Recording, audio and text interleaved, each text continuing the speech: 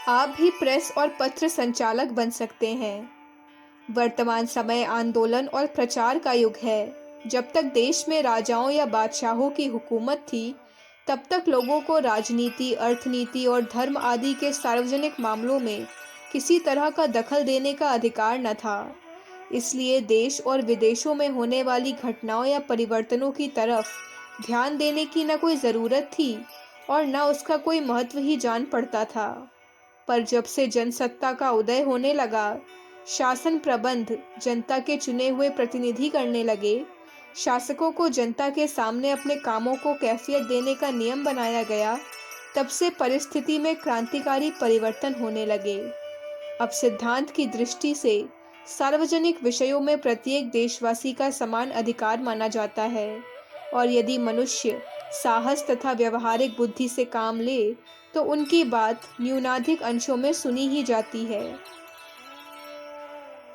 अब सार्वजनिक कार्यों में भाग लेने से किसी को रोका नहीं जा सकता और अनेक साधारण अथवा निम्न श्रेणी के व्यक्ति भी ऊंचे से ऊंचे दर्जे पर पहुंच जाते हैं।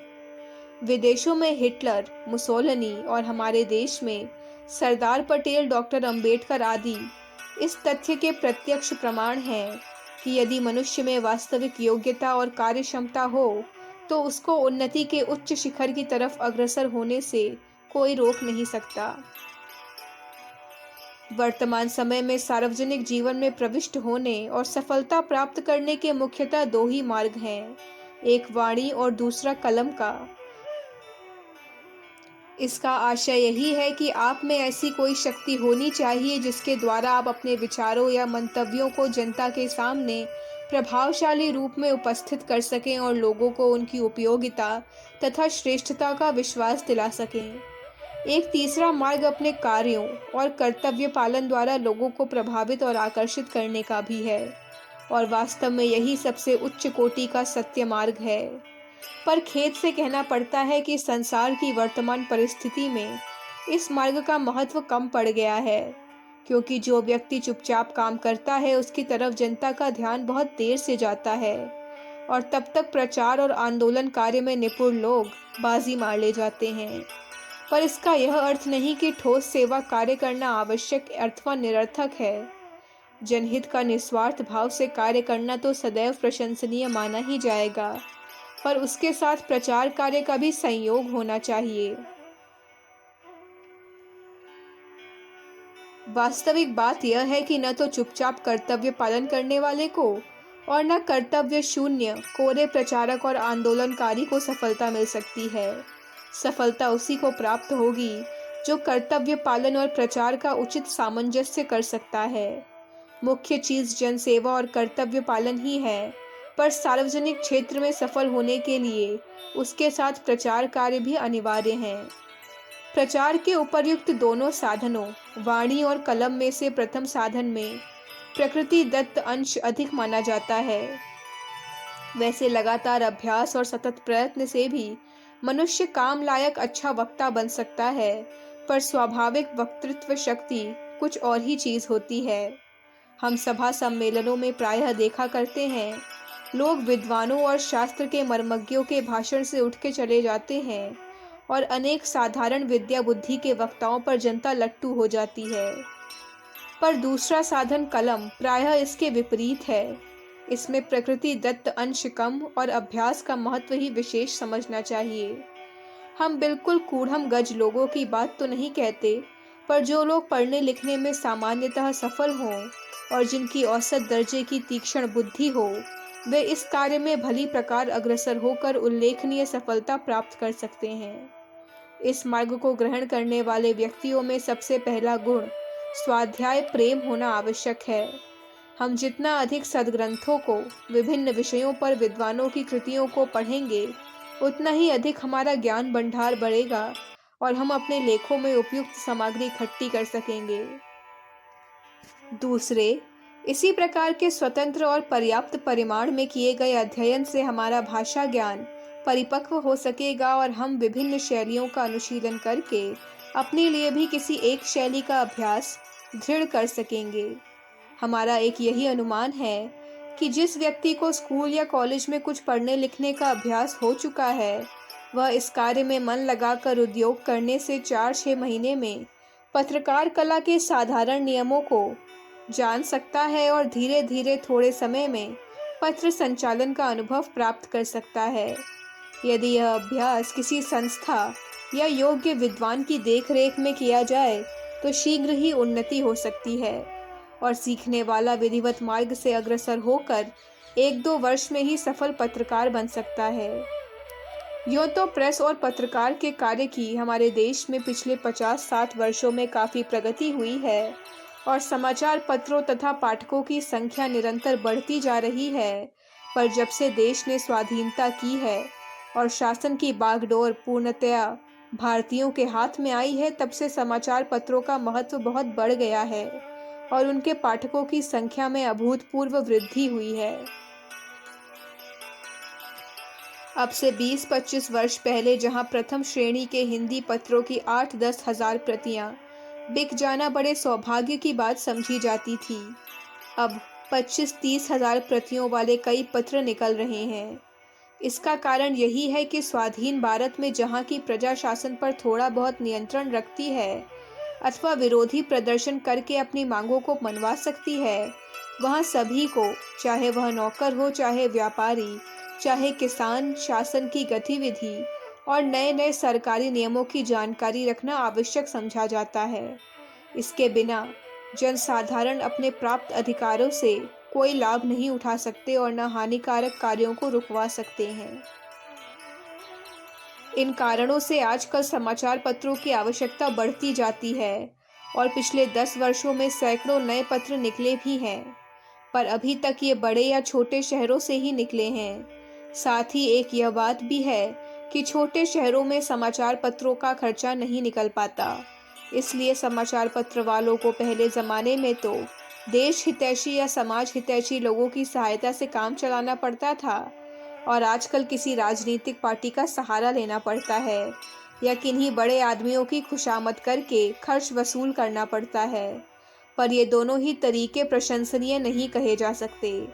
हमारी सम्मति में अब देश के अधिकांश भाग में ऐसी परिस्थिति उत्पन्न हो गई है कि वहाँ गांवों में छोटे छोटे समाचार पत्र ईमानदारी के साथ चलाए जा सकते हैं और उनके द्वारा जनता की सेवा करते हुए अपना भी जीवन निर्वाह सुगमता पूर्वक किया जा सकता है। पर इस प्रकार की योजना तभी सफल हो सकती है कि जब कार्यकर्ता जनता की सेवा को अपना लक्ष्य बना लेवें, झूठे अहंकार को त्याग कर छोटा और बड़ा सब काम अपने हाथ से करने को तैयार हो और व्यवहार में सच्चाई का पूरा ध्यान रखें। ऐसे कार्यकर्ता को प्रेस के कंपोज और छपाई का अभ्यास स्वयं कर लेना चाहिए और स्वयं ही समाचार इकट्ठे करके लिखने और पत्र संपादन का कार्य सीख लेना चाहिए। इसका कारण यह है कि छोटे स्थानों में समाचार पत्र निकालने में इतनी आमदनी नहीं हो सकती कि उससे कई व्यक्तियों का खर्चा चल सके। साथ ही उन पत्रों में इतना काम भी नहीं होता कि उसमें कई व्यक्ति लगे रहें। अमेरिका के गांवों में इस प्रकार के पत्र निकलते हैं जिनकी छपाई और संपादन का कार्य एक ही व्यक्ति कर लेता है और स्वयं ही जाकर अपने ग्राहकों को अखबार पहुंचा आता है। ऐसे व्यक्ति कुछ ही समय में अपने छोटे से क्षेत्र के लोकप्रिय कार्यकर्ता और वास्तविक अर्थों में वहां के नेता बन जाते हैं। स्वामी सत्यदेव जी ने अपनी अमेरिका भ्रमण नामक पुस्तक में एक ऐसे ही वृद्ध सज्जन का जिक्र किया है जो एक छोटे से गांव में एक अखबार निकालते थे और उसका समस्त काम स्वयं ही अपने हाथों से कर लेते थे। अगर 10-12 छोटे गांवों का केंद्र बनाकर एक गांव में ऐसा प्रेस स्थापित किया जाए तो उसे अखबार के सिवाय समय समय पर छपाई का भी थोड़ा सा काम मिल सकता है। अब गांव-गांव में पंचायतें कायम हो गई हैं और उनको बहुत से महत्वपूर्ण कार्य करने पड़ रहे हैं। विवाह शादी में भी शहरों की देखा देखी अनेक लोग निमंत्रण बधाई आदि छपाने लगे हैं। छोटे स्थानों के व्यवसाय भी अब छोटे बड़े पर्चे छापने लगे हैं। अगर अपने निकट ही कम खर्चे में छपने की व्यवस्था हो तो इस प्रकार की अनेक नई नई चीज़ें छापने को मिल सकती हैं और उनसे भी साधारण आमदनी हो सकती है। इस प्रकार का प्रेस वर्तमान समय में 500 से लेकर 1000 रुपये में आरंभ किया जा सकता है। इसमें एक छोटे हैंड प्रेस से काम चलाना होगा।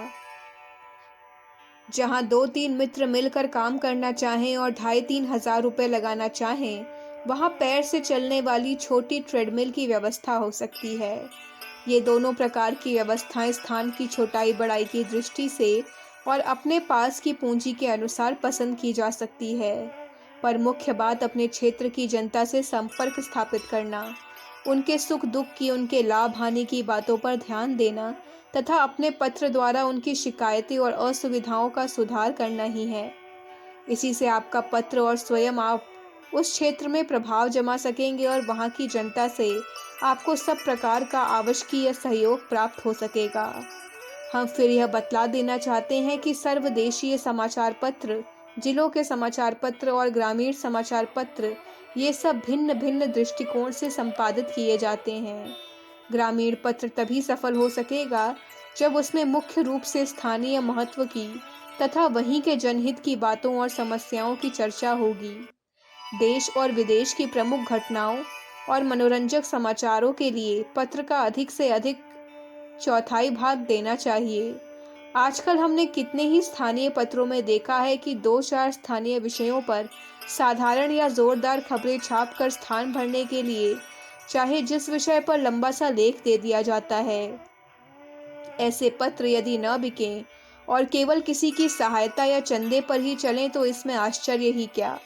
हमारा विश्वास है कि जो व्यक्ति स्वार्थ और पक्षपात पूर्ण दलबंदी की नीति को त्याग कर बुद्धिमानी पूर्वक जनता की समस्याओं और अभावों की पूर्ति के दृष्टि से पत्र प्रकाशित करेगा तो वह अवश्य सफल होगा और जीवन निर्वाह के लायक आमदनी के साथ ही प्रतिष्ठा और सर्वसाधारण के सम्मान का पात्र भी बनता चला जाएगा।